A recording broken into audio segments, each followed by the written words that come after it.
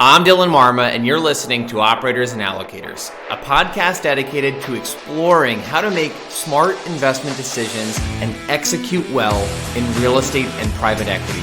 We'll be interviewing top-notch sponsors from various asset classes to understand how they think and the frameworks that they put in place with the goal of achieving above-average risk-adjusted returns. Welcome back to another episode of Operators and Allocators. I'm your host, Dylan Marma, and today I am joined by a special guest, someone who I consider a more recent friend of mine, Andrew Keel. Andrew is the owner of the Keel Team. He is a fellow investor in mobile home communities. Starting back in 2015, he scaled quickly and today manages 31 MHC communities in over 10 states. His expertise is in turning around mismanaged properties through driving income, finding ways to reduce expenses, infilling vacant lots, and so on, as we'll learn much more about on today's show.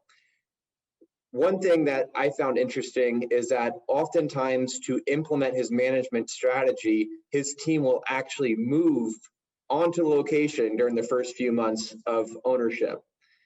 Beyond that, Andrew has a great personal story that I think is very relatable to many of us as to how he got his start. So I'm excited to learn more about that as well. Welcome to the show, Andrew. Hey, thanks for having me, Dylan. Oh, my pleasure. So let's start off with, how did you get your start? Yeah, so I have an interesting story. I started out in real estate flipping houses around Central Florida. And, I was doing the typical marketing for, single family homes, putting out bandit signs, mailing yellow letters. And through one of the yellow letters that I mailed out, I reached someone that had two mobile homes in a mobile home park for sale in Ocala, Florida. So I went up there, I met with him, and he just wanted $2,200 cash for both of these mobile homes, which were vinyl sided, shingle roof, very nice homes. So I knew that it had to cost more to build these things than he was asking, but I had no clue how to make money, on the resale of these things. So long story short, I bought the homes, came home and got on YouTube and typed in how to make money with mobile homes. And I found this guy named Lonnie Scruggs, who wrote the book Deals on Wheels. And he had a whole YouTube series on how to create mailbox money through buying mobile homes in communities, fixing them up a little bit, and then selling them on contract. So I did exactly that with these two homes. And the demand that I was getting for these two homes, just by putting them on Craigslist, this was like before Facebook Marketplace, I was just getting off the charts demand. And I sold the two homes in like 2 days. And I was just like, wow, there's something to this. There's something to this business. So after that, I did 19 more of those Lonnie deals where I bought individual mobile homes and then flipped them. And then after that, I ended up meeting with another park owner, and he said, "Hey, you really should look at owning the entire communities and not the homes within it. There's tax benefits, you can get better financing, and it's just a better long-term approach." So I said, "All right, well, let me look into this a little bit more." Uh, Ended up going to MHU boot camp, the Frank and Dave boot camp, and at that event, I met a gentleman that, had a full-time job, was not looking to become an active operator, but had money to invest. And we kind of kicked it off. And then after that event, a couple months later, I found a deal. And I, just through mailing out to owners, just like I was doing in the single family space.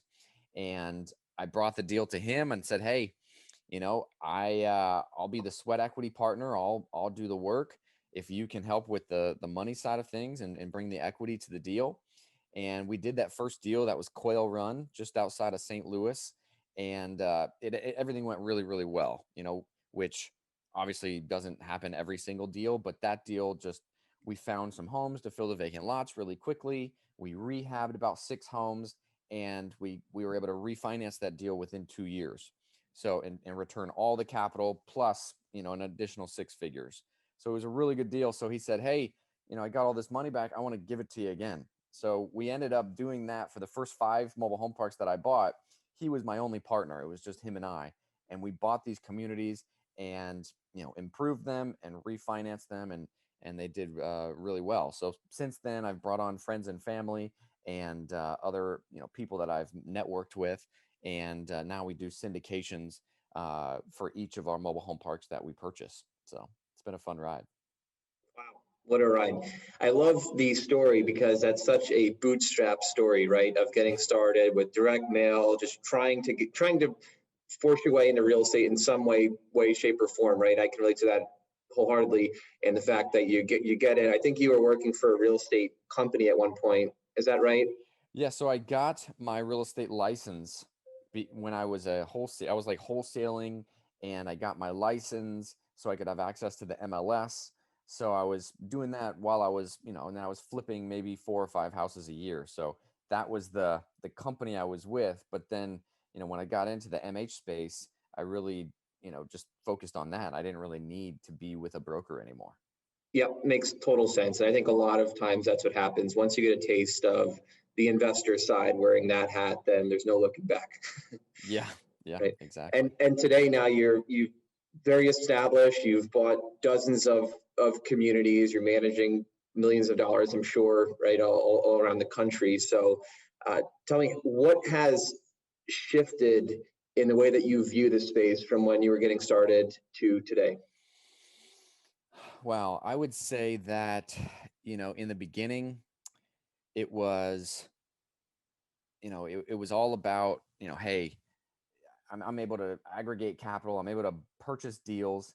And my deal criteria was not as strict as it is today. It was like, hey, if I'm able to put a deal together, like we should buy it, right?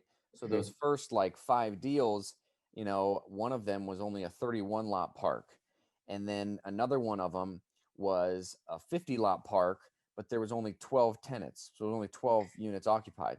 So it was, very heavy lifts, where today our deal criteria is very, very strict. Like we don't even look at anything if if it's not at least 50 lots.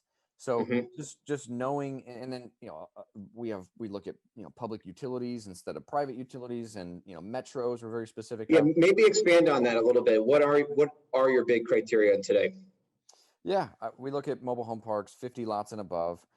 We feel that anything below that, you're not gonna be able to hire a manager and pay them enough to really move the needle for them to Mm-hmm. get their attention. And then also, when we're aggregating capital from investors, the returns on a 31 lot deal are not as high as the returns on a 85 lot deal. So Mm-hmm. when we have general partners involved, we have limited partners involved. We just want to make sure that it moves the needle so that it's worth it for everybody. Mm-hmm. Um, so those are just a couple of reasons. We spend a lot of time on the market as well. What's the average home cost in the area? We like that to be above 100,000. Mm-hmm. What's the population? We like the MSA to have more than 50,000 in the MSA. Top employers, we try to look at those and make sure it's not just a one horse town where there's one employer and employing everyone. What about utility systems? What about coastal cities? Anything there worth mentioning?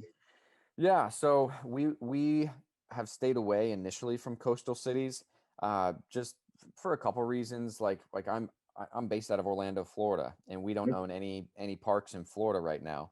But that's it started out strategic, where we're like, hey, we're going to focus on the Midwest because the 3 reasons. There's no hurricanes that hit Cedar Mm-hmm. Rapids, Iowa.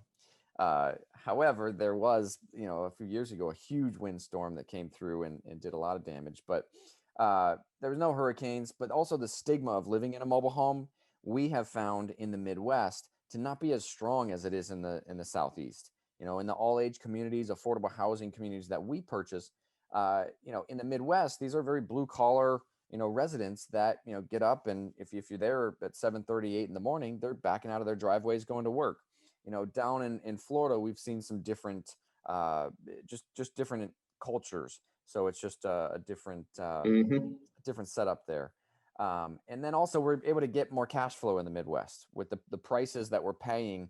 The real estate itself is not as valuable as those coastal states. Like in Florida, you could get the same park and you'll pay double the price, right? So it's just a different return expectation as well. But in regards to utilities, we try to get public utilities, city water, city sewer. However, if we do go with a private utility, the other one has to be public. So we never buy a park that's both private utilities. The sewer system and the water is private. We'll go one or the other, and basically we spend a lot of time in due diligence getting comfortable with whatever the private utility is. That's huge. And I think this makes for a great segue for us to dive a little bit deeper into the risks. The reason that we're asking about criteria and the reason that I ask about coastal cities and utility systems are because those are some of the different variables that come into the mix that can play a threat on your future returns and future prospects of your communities. So every operator, of course, has their own view on which risks are the greater risks and which ones are absolute deal killers and which ones they can live with. So in your view, what are the biggest risks while investing into MHCs, and what are some things to you that are absolute deal killers, and what are some things that you can live with? Yeah, we start at a high level and look at the market. The market can dictate a lot, and we've really fine-tuned this, from our early days. But looking at an MSA that has less than really 50,000 people, or right at that number, is one of those things that we think adds a lot of risk. Also, one horse towns, where you got one major employer that's a meat manufacturer or something like that, and if that company goes under, the whole town is just going to disappear off the map. So something like that, we really spend a lot of time in up front. Also, we do market lot rents. If the lot rents in the market are all lower than the subject property, your ability to raise rents are going to be just stagnated. So that's another one. But then if we go into the property specifically, the utility infrastructure is very, very important. So, the condition of the water lines, the, condition of the sewer lines, if there is any other like lift stations or something like that, septic tanks, you really have to just spend a lot of time and money researching these up front, because that hidden CapEx that those can cause will really sink a deal. I would also say the average condition of the homes and the average age of the homes throughout a community is also something that we look at. If you're looking at a park that's all flat roofed homes from the 60s, you're going to have a really tough time when those vacate because of the size of the homes. First off, because usually they're like 12 wide and 46 foot long. And then, you're going to have a tough time replacing a newer home on that lot because the lots are so small. So that's a couple things that I think add significant risk to a mobile home park investment. What are your appetite right now for park-owned home communities or infill communities? Yeah, so park-owned home communities, we've looked at several of them, and I think it really depends on how the seller or the previous owner maintained those park-owned homes. We're buying a park right now in Saginaw, Michigan, and there's 36 of the 85 homes are park-owned. And we walked every single one of those park-owned homes, and they've been maintained immaculately. I mean, full-time maintenance guy was on it, and he did a really good job. So we're really excited, because when we try to convert those park-owned homes, we're not trying to convert a really rundown home. You don't have to replace all the floorboard in every home. Exactly. Yeah. So, it really depends, the park-owned home model. If you have good quality homes that have been maintained, yeah, it's a great model, right? Because you already have a home there. It's a lot more work to have to fill a vacant lot than having a home there that you can work with. Right. Now with vacant lots, I mean, there's no ifs, ands, or buts about it. That is the toughest value add component in MHPs. In my opinion, that's the top thing. And a lot of operators have to depend on third parties like mobile home transporters, mobile home installers, to be able to, get the infill done in a timely fashion. And, especially right now where everybody's so busy, it can really stall, what your pro forma projections were. If you don't have a good transporter installer on your team, your deadlines are going to get pushed back. So I think that infill opportunities add a ton of value, and there's a lot of good to them. That's what we consider one of our specialties. We have our own mobile home transport and installation company, so that helps us with our timelines, where we can say, hey, Jerry, who's our licensed installer, we could say, hey, we're going to have you move into this park in Saginaw, Michigan. We got 45 homes we need to fill. You're going to be here until they're all brought in. And he just loves it because it's a lot of business for him. So just a couple of the things that are good value add components. I like both of them. Mm-hmm. Excellent. Yeah, I think it's really important for everyone to be aware of whenever you have additional components such as an infill or the park-owned home structure, you have additional execution risk that comes along with that, because there's naturally, with park-owned homes, there comes the need to have more eyes on the community to manage constant turnover, because you have on a park-owned home usually a 50% turnover rate until it's in an RTO or you've sold it off. Whereas a typical tenant-owned home might be 15 years every time someone turns over. So it's very different in that sense, requiring more of a hands-on approach.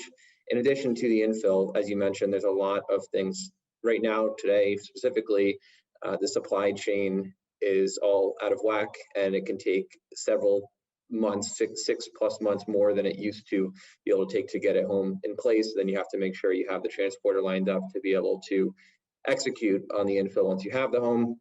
So there are a number of variables to consider. So I think it's important that as investors, actively or passively, that you're educated on what those risks are and you realize that, because you typically are going to demand a bit of a higher return potential to be able to justify the additional execution risk that comes for that. So when you look at a deal, what are you typically targeting for your investors? What is your typical hold strategy? Are you going in with the intention to flip in 3 to 5 years? Are you going in with the long-term hold mentality? What's your view on where the opportunity is today? Yeah, our goal is pretty simple. We want to get our investors double-digit returns, cash on cash, and we want to return their capital as quickly as possible. So typically, we're going into these value-add properties that maybe are 70% occupied, and we're coming in, fully capitalized to increase occupancy to as close to 100% as possible, and increase rents to market, along with doing some capital improvements to the property. So our goal is, once we fill it up, to refinance within 5 years and, pay back our investors a double-digit return plus their initial capital back. And then one thing that's unique about our setup is that we keep investors in the game. So after we refinance, we don't like buy them out or have them not become partners anymore. They still own a piece of that mobile home park that they can hold with us into perpetuity and earn cash flow distributions every quarter on. Yeah, I love that. I'm all about the long-term hold mentality. And for those listening to the audio, Andrew, I kid you not, has a hat on that reads occupancy. So he's serious. That's our queen bee role, if you've ever read the book Clockwork. Okay, yep. I've been recommended that one. I still have to pick it up. Love it. What's one unpopular opinion that you have about MHCs? One unpopular opinion, I would say, unfortunately, there's a lot of operators out there that are mom and pops that have created a bad name for the industry and have made the stigma bigger, where they just are just not reinvesting into their properties, because they bought these as like retirement vehicles. So they have a lot of deferred maintenance, and you know, they can be, there's slumlords out there in this industry, and it's changing, I believe, because there's new young blood in the space that understands, hey, you know, improving these properties is a win-win for the residents, for the owners, and for the banks, right? Because when your property is improved, you're going to get better long-term financing terms than you would if you know, left it as a D grade park, right? So that's what I think is amazing, is that there is truly a win-win by improving and investing in these communities. And some of these older mom and pop operators just don't, I don't think they realize that. I think they've just used their local bank for the past 50 years, however long they've owned these things. And I would say that that unpopular stigma keeps some investors out of the space, like artificially, even though there's good returns to be had. So that would probably be the biggest unpopular opinion on the space, I think.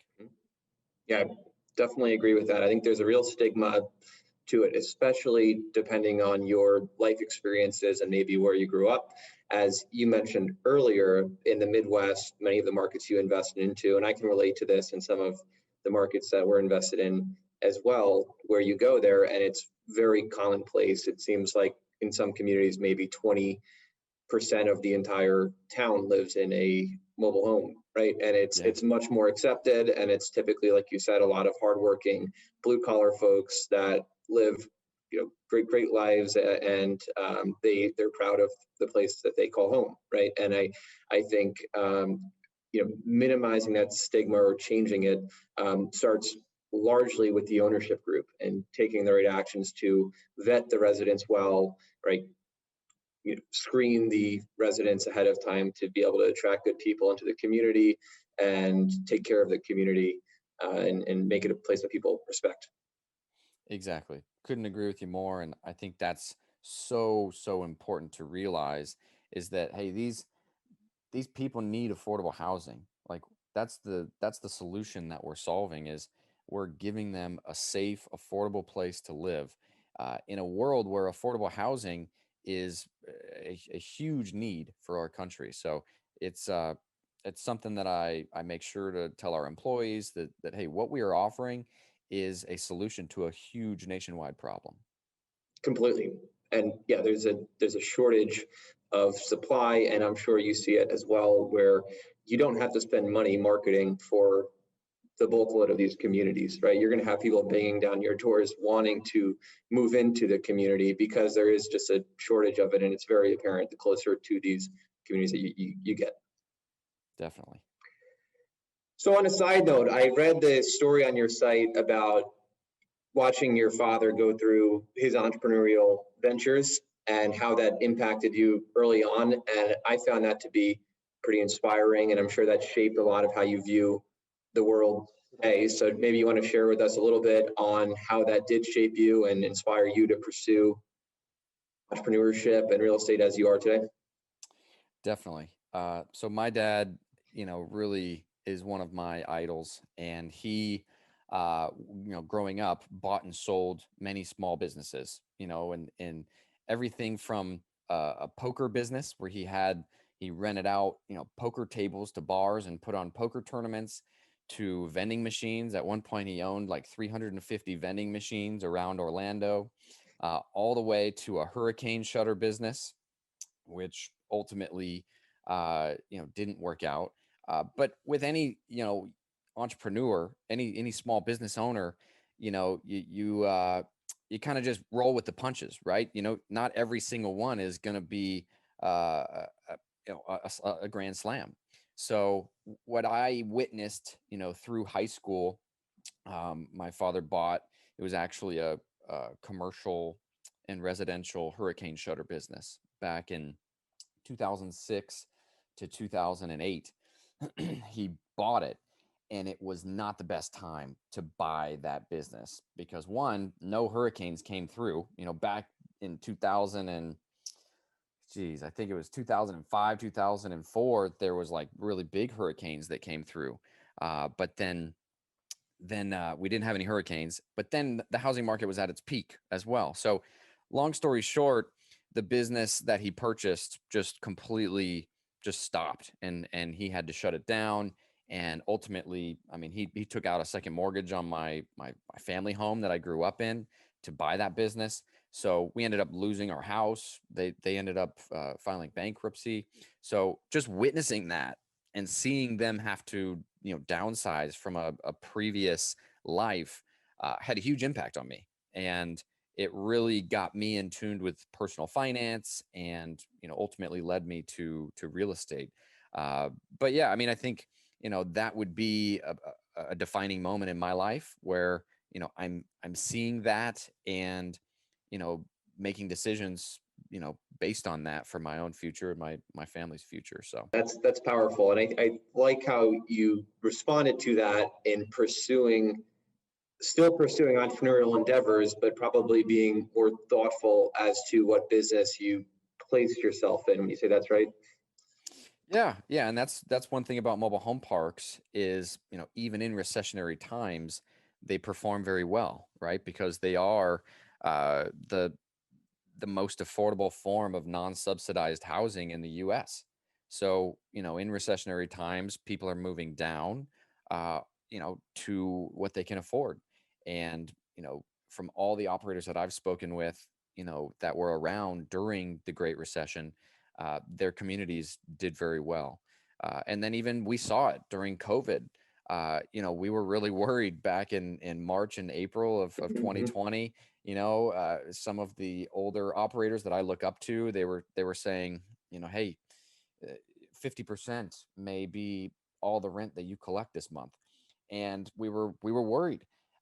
But I tell you what, we collected 95% on average throughout all of 2020 and to this day. So it just says a lot about the asset class. And, we're really happy to be in the space and to continue to add supply to the need for affordable housing. Yeah, completely. I think this is a great business and investment for those that would consider themselves risk averse in a sense, just due to the fundamentals of the business and the historic performance. So let's share two best practices. Let's give one best practice for our active operators and best tip for active operations, and then let's follow that with the best practice for passive investors that are hoping to LP in the MHC space. I love it. That's a great question. For the active operators, I would say that you really should focus on, communities just starting out that are public utilities. Like that would just be my one thing. There's enough out there. I think at times new operators may feel discouraged if they, haven't found their first deal yet, and they may be, maybe just taking risks that they shouldn't be, especially on your first park. So I would say, stick with the public utilities. There's a lot of nuances with, well water and septic and other sewer systems.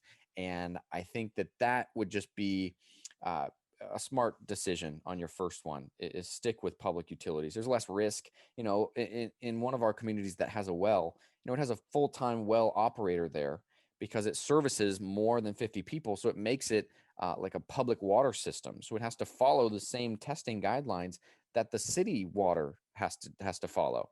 And, that's expensive. And B, that's a big risk. If you poison, all of your residents, it's a big risk. So that would be my one tip for any operators or new operators out there is, before you get into something more complex like that, you should just stay with public utilities. And then my one tip for passive investors, I would highly recommend that you really do your due diligence on the operator. Find out their history, find out their story, find out, their case studies of previous deals they've done. Because I'll tell you one thing, and I'll be honest, I've made a lot of mistakes in my mobile home park ownership.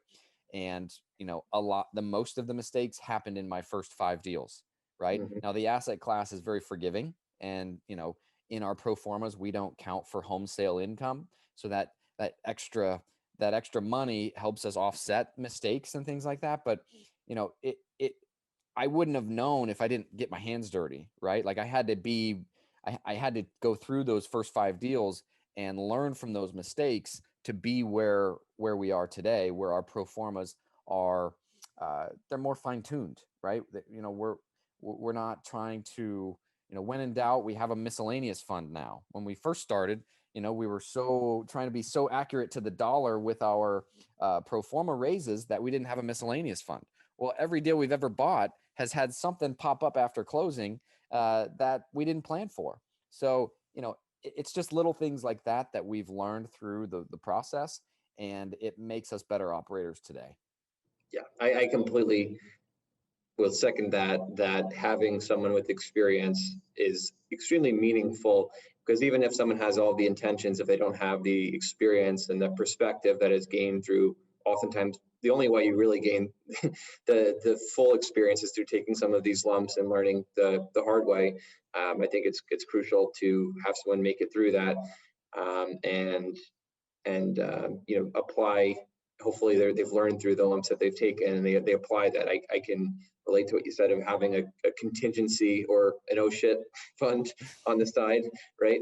And also, I think it's a great point for operators that are actively seeking their early deals to be able to minimize their own risk, and stick with public utilities. So both great tips. And where can listeners best find you online? I know you have a podcast as well, so tell us about that. Yeah, so I have a podcast. It's called the Passive Mobile Home Park Investing Podcast, and it talks all about educating limited partner investors on the mobile home park asset class. And I mean, we interview a ton of other mobile home park specific rock stars in the space, and we also go through a couple series on why invest in mobile home parks, how to invest.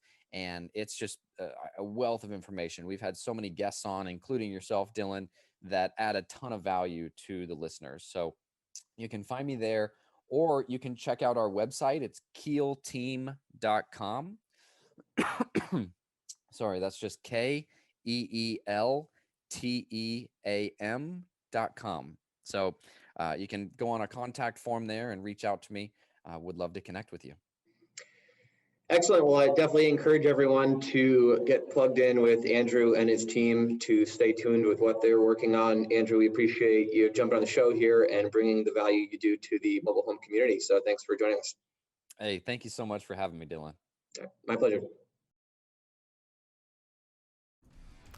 Thanks for tuning in and joining us on another episode of Operators and Allocators, hosted by the Requity Group, a vertically integrated private equity real estate company. You can find recordings of all shows along with other resources on our company website, therequitygroup.com, also listed in the show notes. A brief disclaimer to our listeners. Information presented herein is for discussion and illustrative purposes only and is not a recommendation or an offer or solicitation to buy or sell any securities. All investments are subject to risk, and past performance is no guarantee of future results. The views and opinions expressed by the Requity Group speaker are their own as of the date of the recording. Any such views are subject to change at any time based upon market or other conditions. We hope to see you next week.